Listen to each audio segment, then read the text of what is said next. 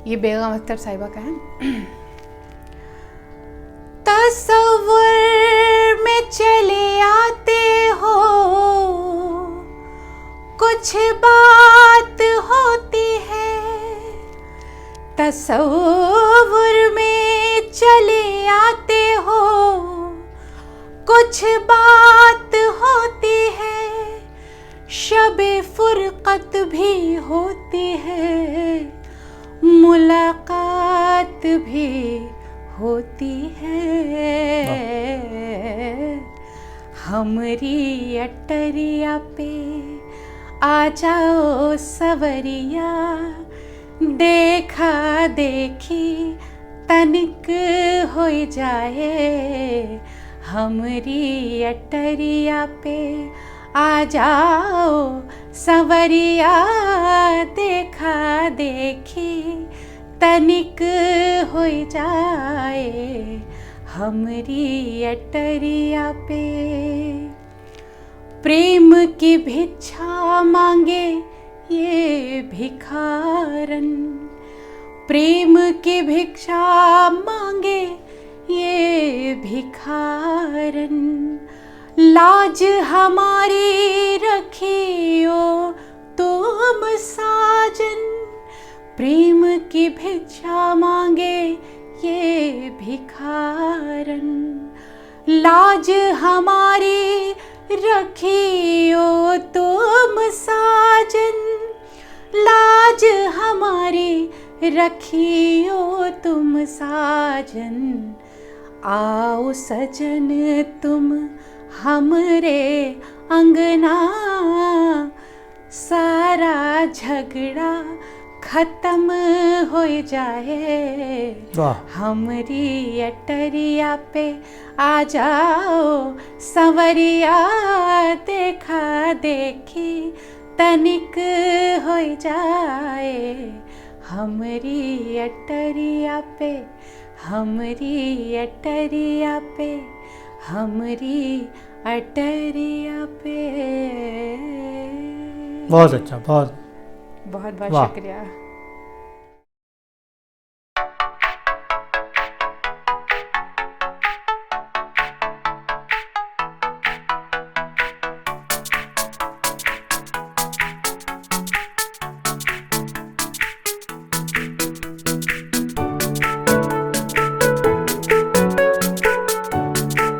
दोस्तों नमस्कार, मैं हूं शैलेंद्र सिंह और आप देख रहे हैं हमारा YouTube चैनल शब्द शैलेंद्र सिंह।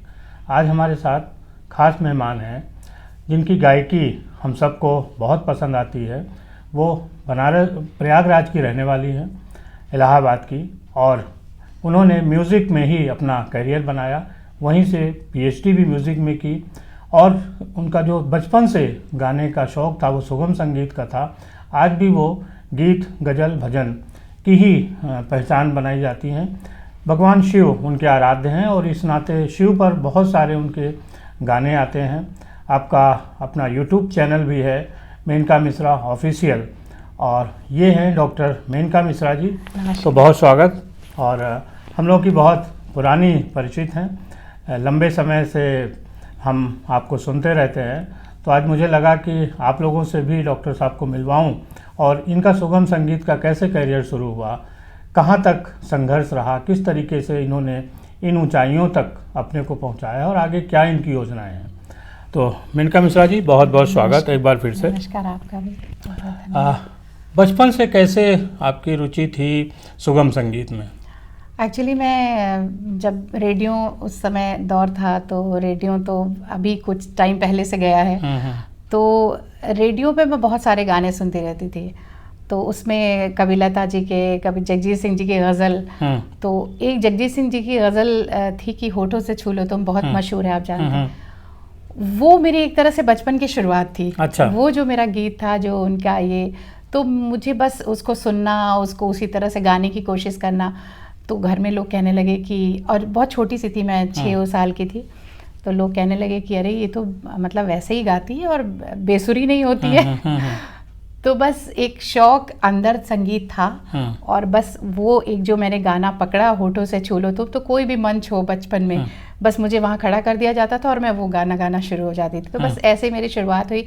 उसके बाद उसी दौर में एक गाना था अनूप जलोटा जी का भजन, ऐसी लागी लगन, श्याम पिया मोरी रंग दे चुनरिया। तो इन सब गीतों की मैं बहुत कॉपी किया करती थी, गाती थी। तो बस ऐसी मेरी शुरुआत हुई।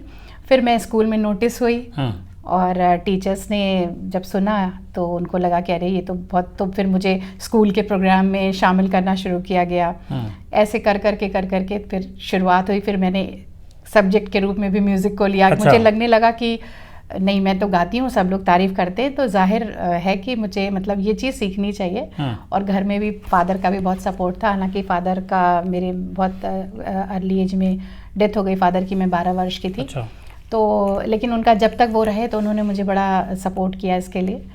तो बस ऐसे ही मेरी बचपन से शुरुआत हुई। और फिर जो एक बार रफ्तार मैंने वो पकड़ी तो फिर जैसे वो नशा हो गया फिर मुझे संगीत का, कि उसके बिना मेरा जीवन नहीं है, ऐसा मुझे फील होने लगा। स्कूलिंग में भी आपने फिर म्यूज़िक में ही पीएचडी भी की? हाँ, फिर मैंने स्कूल में सब्जेक्ट के रूप में संगीत होता है, वो मैंने कंटिन्यू रखा। ग्रेजुएशन, पोस्ट ग्रेजुएशन फिर मैंने उसी में किया, संगीत में। उसके बाद फिर एक लंबे अंतराल का गैप आया, शादी हो गई, फिर बच्चे, जिम्मेदारियाँ। तो फिर लेकिन वो एक जुनून जो था वो मेरे अंदर था कि नहीं, वो पीएचडी तो मुझे करनी है संगीत में, और सुगम संगीत में ही करनी है। तो फिर मैंने वैसा एक टॉपिक लेके, और हालांकि थोड़ा मुश्किल रहा मेरा पीएचडी का सफ़र, क्योंकि काफ़ी बाद में किया तो फिर मुझे वो एग्ज़ाम से गुजरना पड़ा, क्रेट और ये सब तैयारी करनी पड़ी। लेकिन ठीक है, वो अच्छा लगा क्योंकि जुनून था, करना था, तो उसको भी मज़ा आया करने में। तो पीएचडी आपकी शादी के बाद हुई? हाँ, शादी के बाद हुई। अभी पीएचडी मेरी 5 साल पहले मैंने इनरोल्ड हुई 2015 में, 2020 में मेरा कंप्लीट हुआ है। आमतौर पे क्या होता है कि शादी के बाद ज़्यादातर महिलाओं के जो अपने शौक़ होते हैं, जो सोचा होता है, जी। कई बार वो दरकिनार हो जाते हैं और उनको घर गृहस्थी और इन सब में आगे बढ़ना पड़ता है। जी। आपको कैसे अपने परिवार का सहयोग मिला जो आपकी दिशा पूरी होती गई? हाँ, ये तो इस चीज़ में मैं बहुत अपने आप को भाग्यशाली समझती हूँ कि मेरे हस्बैंड का बहुत सपोर्ट है मुझे हमेशा से। और ये है कि मेरी अपनी मजबूरियां रहीं, क्योंकि भाई बच्चे हैं, परिवार है, और एक औरत को तो दोनों संभालना पड़ता है।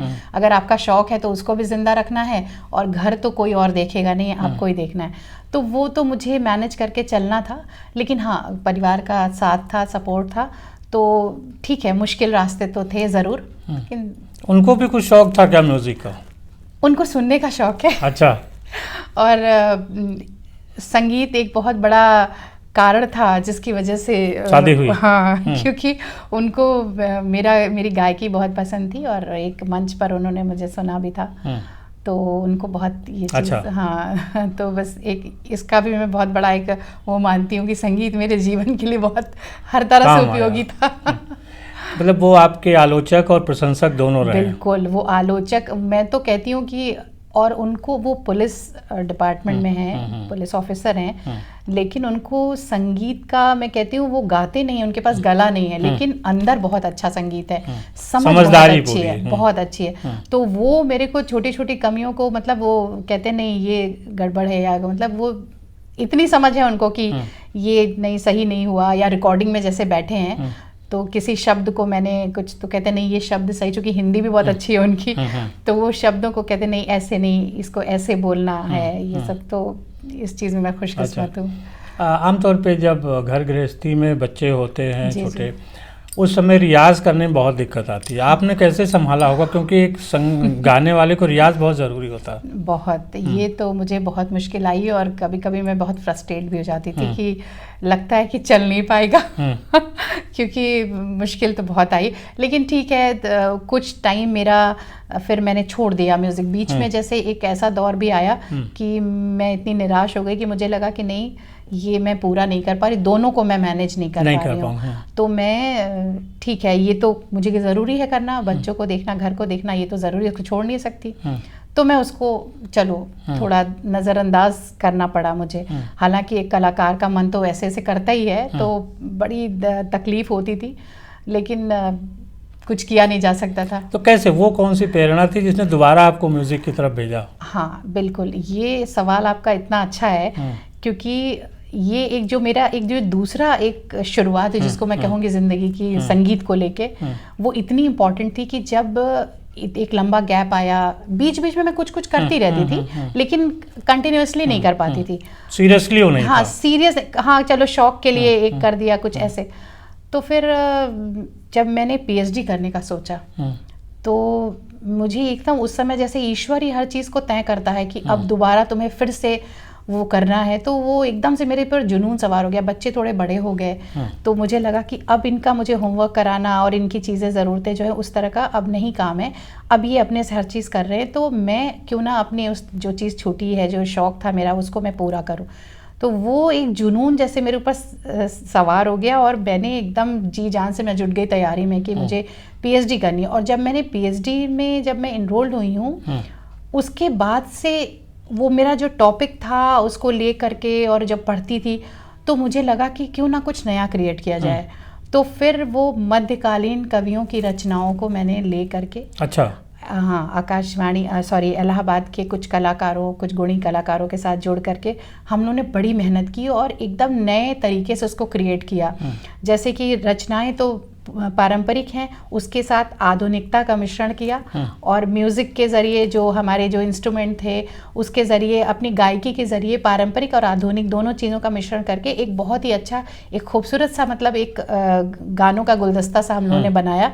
कुछ दस्तावेज जैसा हाँ, हो गया। कुछ रचनाओं को लेकर के मध्यकाल की, तो सूर, कबीर, तुलसी, मीरा, तो वो लोगों ने बहुत पसंद किया और उसकी वजह से हम लोगों को इतना मतलब अप्रिशिएट किया लोगों ने कि ये नई पीढ़ी के लिए इतना बड़ा काम है आज के युवाओं के लिए, जो कि जानते नहीं कि सूर, कबीर, तुलसी, मीरा कौन है। तो गायकी के जरिए और चूंकि उनके रुचि के अनुसार उसमें म्यूजिक है, आज के मॉडर्न संगीत को भी हमने शामिल किया है, तो वो भी सुन रहे हैं। तो उसकी बहुत भव्य शुरुआत हुई और बहुत बड़े बड़े मंच, यहाँ तक कि हम लोगों ने इंटरनेशनल मंच मुंबई में नेहरू ऑडिटोरियम है, वहाँ पे एक इंटरनेशनल कॉन्सर्ट हुआ था। अच्छा। जिसमें स्पेनिश, जर्मन, स्पेन सबके आर्टिस्ट आए थे। उनके साथ फिर हमको भी इनवाइट किया गया, तो हमने कबीर की रचना को, मतलब हमारे साथ वो लोग गिटार और अपने अपने इंस्ट्रूमेंट वो लोग बजा रहे हैं और हम उसको अपनी प्रस्तुति दे रहे हैं गायकी के जरिए। तो ये एक जो चीज हुई, जो एक कनेक्शन बना और जो एक मतलब उससे नया उत्साह मिला, इतना उत्साह मिला। फिर हम लोगों ने संस्कृति मंत्रालय का वाराणसी में हुआ था, उसमें किया। फिर लखनऊ महोत्सव, ताज महोत्सव, कपिल वस्तु महोत्सव, फिर बहुत बड़े बड़े मंच पे गए। तो सनातन द सोल ऑफ म्यूजिक जीवन का एक ऐसा मतलब एक खूबसूरत पड़ाव है जिसको मैं कहूँगी, जो कि कभी टर्निंग पॉइंट था। वो एक टर्निंग पॉइंट आया जो तो बस। आपने उसके बाद भी कुछ सामाजिक, जैसे एसिड विक्टिम या खाना बचाओ, इस पे भी कुछ गीत? हाँ, मैंने कुछ गीत लिखे भी और कुछ गीत लिखवाए भी, क्योंकि मेरा एक मानना रहता है कि इंटरटेनमेंट के लिए तो हर आदमी काम कर रहा है, सभी लोग गीत गजल गा रहे हैं, फिल्मी गा रहे हैं, लेकिन संगीत अगर ईश्वर ने दिया तो ये ज़रूरी नहीं है कि आप संगीत को सिर्फ मनोरंजन के लिए इस्तेमाल करें। कुछ हम समाज की ऐसी चीज़ें उसको भी हम आवाज़ दे सकते हैं, क्योंकि गाने की जो यात्रा होती है वो बड़ी लंबी होती है। कोई आप अगर साहित्य ऐसे पढ़ते हैं, कोई कविता पढ़ते हैं, तो वो इतनी दूरी, लंबी दूरी तय नहीं करती अगर उसमें गायकी का मिश्रण कर दिया। अब जैसे आप वही देख लीजिए कि लता जी ने जो गा दिया है मेरे वतन के लोगों 1962 का जो युद्ध यादगार बन गया वो। तो वो गायकी के जरिए कहाँ तक पहुंचा और आज तक बज रहा है। तो गायन में ये शक्ति है।